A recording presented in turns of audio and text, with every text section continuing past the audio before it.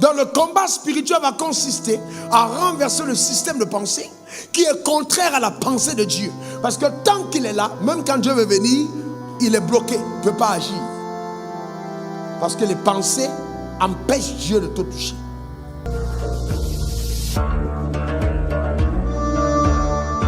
Deux Corinthiens 10, verset 4 à 5.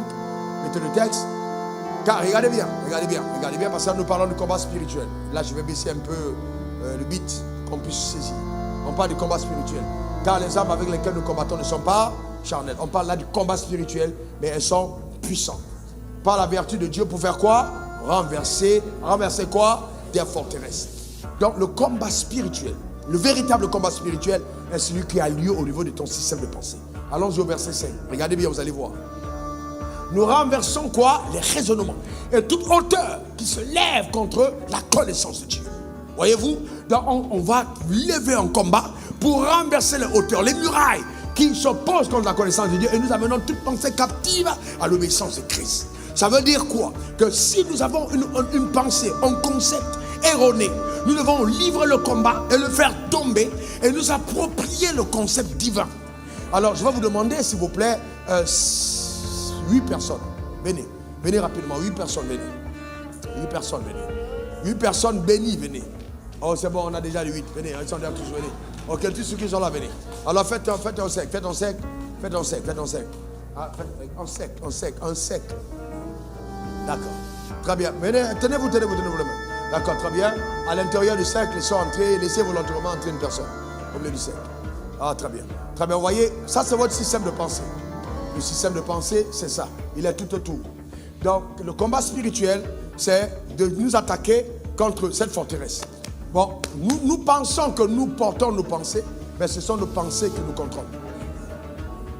Donc, tu es comme sont les pensées de ton âme. Si tes pensées n'ont pas accepté que tu sois élevé, quel que soit, même si l'élévation arrive, bloquez-moi, okay? On ne peut pas entrer. Ce n'est pas le diable qui t'attaque, mais c'est ton système de pensée qui empêche que ce qui n'a pas été accrédité par eux ait accès à toi. Donc le combat spirituel va consister à renverser le système de pensée qui est contraire à la pensée de Dieu. Parce que tant qu'il est là, même quand Dieu veut venir, il est bloqué, il ne peut pas agir. Parce que les pensées empêchent Dieu de te toucher. Donc le combat spirituel va consister à renverser le système de pensée. Remettez 2 Corinthiens 10, verset 4. Regardez bien, nous parlons de concept et pourquoi il est important. Car les armes avec lesquelles nous combattons ne sont pas charnelles, mais elles sont puissantes par la vertu de Dieu pour renverser quoi? Les forteresses. Regardez la suite. Nous renversons les raisonnements. Donc les forteresses en question, ce sont quoi? Les raisonnements. Ce sont ceux qu'on renverse. Nous renversons les raisonnements. Et toute hauteur qui se lève contre la connaissance de Dieu. Alors, ces pensées sont tellement élevées que même quand la connaissance de Dieu vient, elle frappe dessus. Parce qu'elle maintient le croyant en captivité. Donc le plus grand combat dans la vie du croyant aura consisté à débarrasser ce système. Alors, écoutez-moi attentivement. La puissance de Dieu, en fait, l'Esprit du Seigneur sur moi, il m'a oint pour annoncer la bonne nouvelle aux pauvres. Allez, mettez-moi Luc 4, verset 18. Luc 4, regardez quelque chose. L'Esprit du Seigneur sur moi, il m'a oint pour annoncer la bonne nouvelle aux pauvres. Il m'a envoyé pour guérir ceux qui ont le cœur brisé. Pour faire quoi? Proclamer. Pour faire quoi? Proclamer. Oh! Alors maintenant, quand on proclame la parole de Dieu, voilà le captif. La parole de Dieu vient avec force et puis elle fracasse. Et elle entre. Donc elle vient avec force. Proclamer au captif la délivrance. Donc quand la parole est puissante et que le croyant accepte, ça fait tomber les forteresses autour de lui. Et donc quand les forteresses tombent, Dieu considère que tu es délivré. Écoutez-moi très bien. Les gens qui écoutent les messages, ici au temps de la foi, que je prêche, sont délivrés. Il y a les démons qui partent, ils ne reviennent plus jamais. Pourquoi? Parce qu'ils ne trouvent plus de porte d'accès. Les forteresses sont débarrassées. Donc dans chaque domaine, il est important de renverser les concepts erronés. Donc, soit le chante.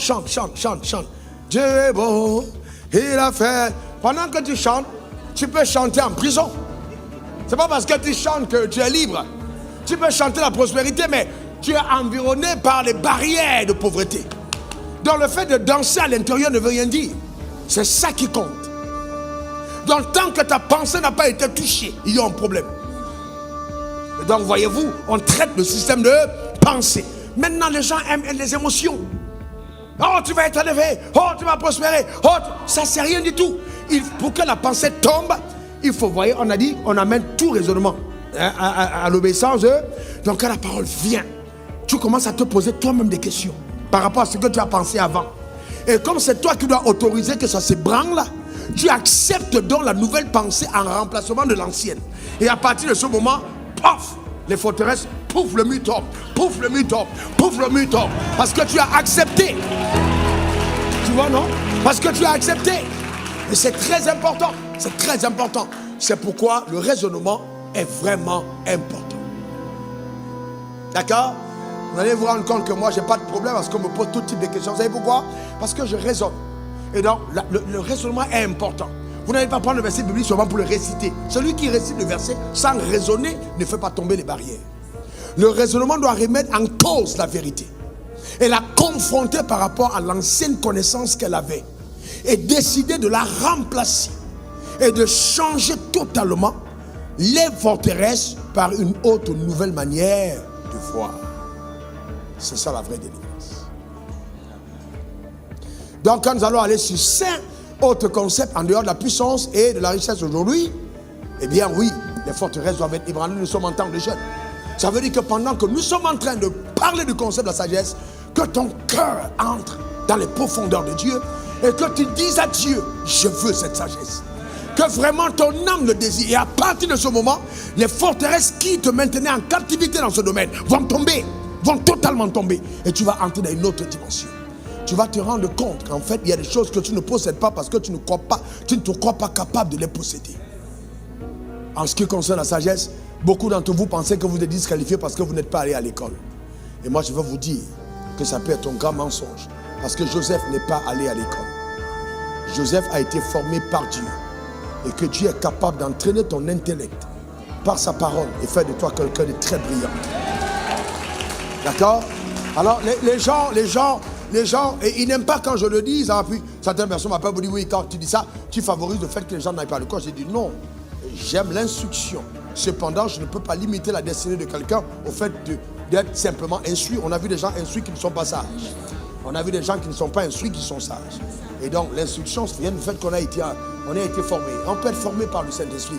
Mais si tu ne réfléchis pas, tu n'as pas accès à cette dimension d'instruction. Il faut que le Saint-Esprit soit un enseignant pour toi. Voilà. Un enseignant.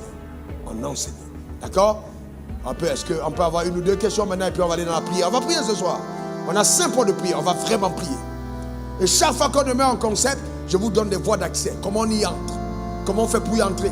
Parce que les gens disent, je veux la sagesse. Mais comment on l'obtient? Comment on a la sagesse? Comment tu sens que la sagesse entre dans ta vie? Qu'est-ce qu'il faut faire pour l'avoir? Et on va progresser. Quand on parle du bonheur, c'est quoi le bonheur? Amen. Beaucoup d'entre vous, c'est quoi le bonheur? Comment on a accès au bonheur? On verra tout ça. Dans la prière, on va prier. Ça va être des moments extrêmement puissants. Et dans chaque domaine où un concept est énoncé, s'il y avait du retard, que ce retard soit comblé au nom suprême de Jésus. D'ailleurs, c'est Dieu qui m'a dit pendant que je priais qu'il nous donnera de rattraper le retard.